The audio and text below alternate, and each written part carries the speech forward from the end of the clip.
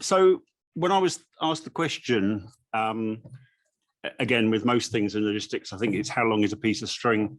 This is something I found out by reading around, nothing to do with freight particularly, but more about urban development. So anybody who's European should recognize that character because he had a bit of an impact. That's Julius Caesar. And interestingly, he tried to manage urban logistics 2,000 years ago. So he tried to ban daytime deliveries in Rome because the traffic and the streets were too crowded. And basically he tried to put in, and he couldn't ban daytime deliveries because temple building and the removal of demolition waste is just too noisy. You know, he couldn't put that at night. It is one of those things that says 2,000 years ago, if Caesar couldn't do it, how big a challenge are we setting ourselves? Because I think it's about who's driving the innovation and why are we driving the innovation. So part of the reason that cities have got involved in this, which you have to commend, is the fact of air quality, it's road safety, it's congestion, it's the economy. It's trying to make sure that the city continues to function and the people that live in urban areas don't have, you know, worse health outcomes and such like. So there's a variety of different things. If we look at the physical side of goods, we all know suppliers, freight operators pick it up, they then deliver it to businesses and residents. However, we look at the payment side of things, and bearing in mind that money talks, effectively businesses, residents, the customers pay the supplier and the supplier pays the freight operator. So most of the time, and most of the stuff I talk about will be majority, most of the time it is the connectivity between the freight operator and the customer is not the thing that drives the movement. So if you order goods online, you don't actually know who's going to deliver it to you. In most cases, you're not given a choice. So that's something we might want to think about. And as I said this morning, it's a commercial activity based on the fact that most freight operators, if they are successful, they will be maybe 3, 4, 5% if they're lucky return on investment. If they've got open book contracts, they'll probably find they can get more if they're closed book contracts. The way that the industry works, it is a very marginal business, which is why people that don't pay a lot of money, the waste contractors, tend to have worse standard of driving, worse standard of vehicles.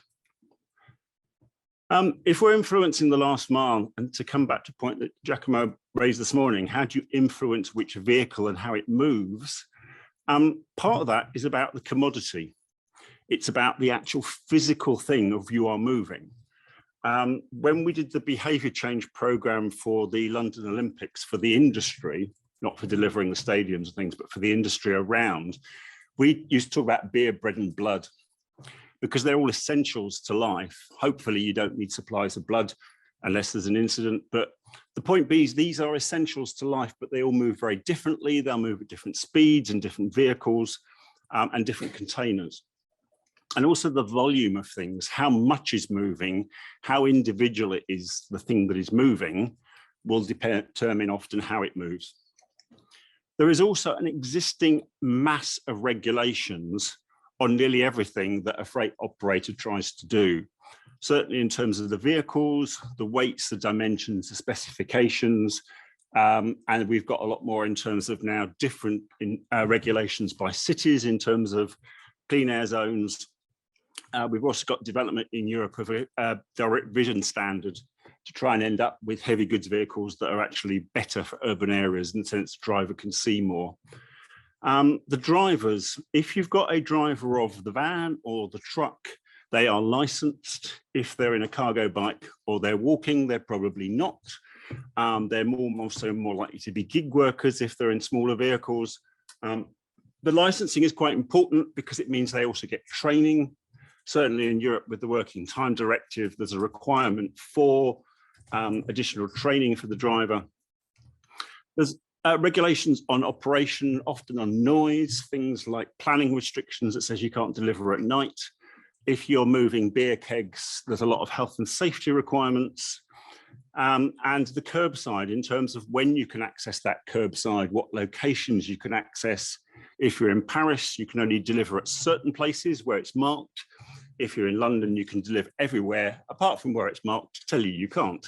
So the difference in terms of the local regulations are quite important, and the conflicting uses. So if you put in a new cycle lane, that may be a problem if you try and deliver beer barrels to the pub. The locations, so where are we delivering it from and to? So the element on hubs is about where do you need that space, depends on what it is, what you're moving, and where you're moving it to. So if you're delivering loads of stuff on a regular basis, you may not need a hub because you've got so much volume. So these things are all influencing it. So we've got to, in a sense, consider all of them or none of them, or decide which factors we may need to consider. In terms of what's driving the change, logistics activity will change seasonally. If you take something like soft fruit, in the UK, it moves between the south of the UK and Scotland in about a 2-week band.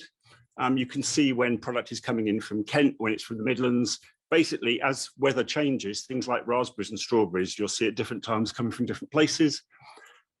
Customer trends, often things will go suddenly viral or something. You have to say a lot of that may be retailer-led.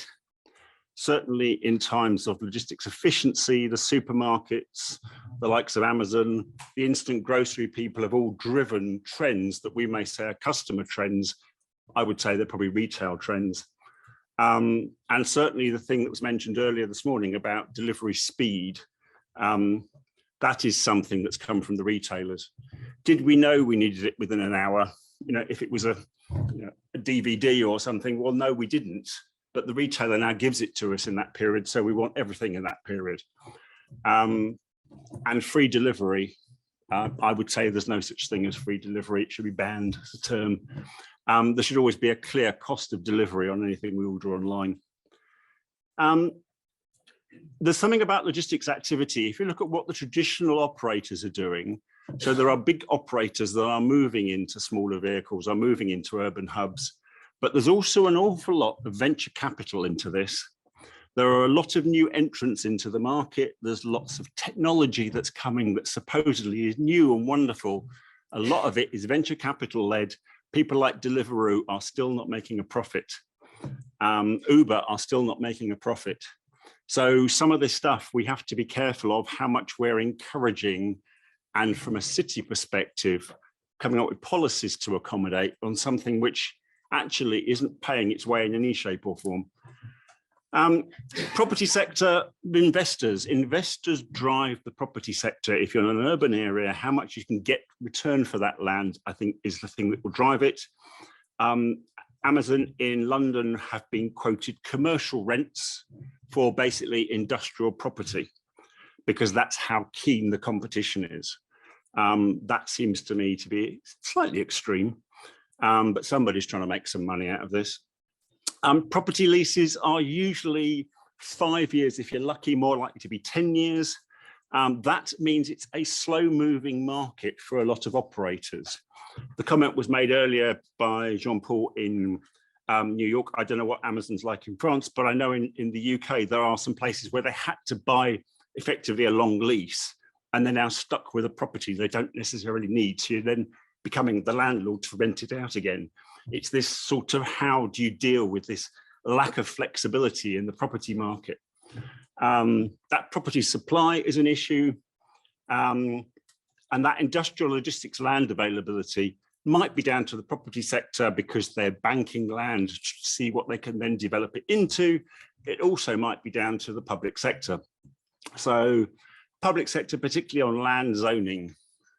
Land use zoning depends on what the system is, but that complexity will drive innovation, or it will reduce innovation. Certainly in the UK, it stifles it, I would suggest. Strategy and regulation, it will work if it's people and goods. Freight uses the same road network that people use to move around. There's been a tendency in the public sector, I think, to try and define the solution, consolidation centers, cargo bikes, rather than the problem you're trying to solve. So I think there's something about how that fits, and something about avoid, shift, improve. We often talk about clean vehicles. We talk about land use planning. So the land use planning, I'd say, was avoiding. We talk about the improving, but the shifting bit, we've got 24 hours a day and we still try and do everything in 12 hours. There's something about how time and space gets used, where there's some potential. If the public sector wants to do more, I think they have to start thinking about whether they want some responsibility for freight. If you take a lot of public transport networks, they actually manage the network or run the public transport network. Do we actually want to start doing that with logistics? So you reduce the competition. Is that something that we actually want in democracies, or is that more like a sort of a Stalinist view of world? As I said at the beginning, people, basically the person who pays often is the person that can change it. So I think procurement is definitely something. I think the figure is public sector about 14% GDP in Europe. I think it's higher in places like India. And part of this is about behavior change. It's how we as consumers, what we order, when we order it, what lifestyles we want. And if we just try and think about this as what vehicles are moving, we'll forget that actually it's stuff that is moving. We just try and manage the vehicles. So deliberately trying to be a bit, if you like, inflammatory with some of that. Two things I would say that I haven't talked about in there. I certainly think academia can add into that debate. There's clearly a lot of interesting bits of research that are being done. The number of academics involved in it, I think, is continuing to grow. I think that's great. How we actually, in the public sector, actually try and process that information, I think is a bit of a problem, because I think we don't always understand the complexity of the research. And the thing I haven't really mentioned there is technology, because I think on nearly every single point, we could add technology to these and say it improves it or it makes it worse. You know, there are ways that things will go. Uber has probably made traffic worse. As an individual, it's improved your movement. So it's how do you actually play what that is, plus and minus.